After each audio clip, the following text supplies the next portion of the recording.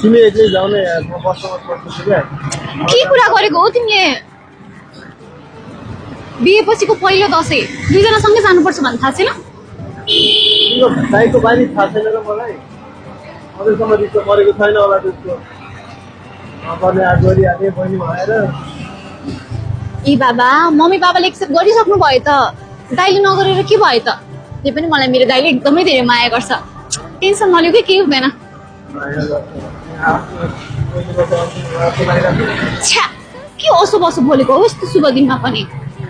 अनि अर्को कुरा, त्यहाँ ससुराली गएर धेरै बोल्ने होइन, जे भने पनि हस् हुन्छ भने मुसुक्क हाँस्ने मात्रै है।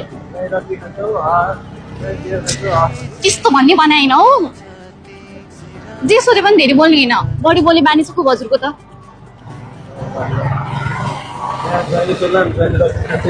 ए म त भनिदिन्छु, दिनदिनै रक्सी लिएर खान्छ। बियरलाई रक्सी भन्दैनन् म्याडम। बियरलाई पनि रक्सी भन्छ। त्यसो भए बियरलाई रक्सी भन्दैन भने म पनि रक्सी लिएर खान्छु आजबाट, हुन्छ? दाइको अगाडि चाहिँ धेरै किनी गर्ने न, तपाईँ गर्ने अनि रेस्पेक्ट दिने।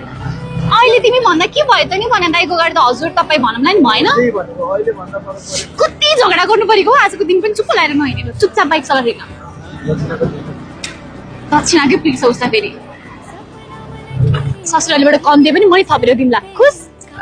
अब चुपचाप बाइक चलाऊ।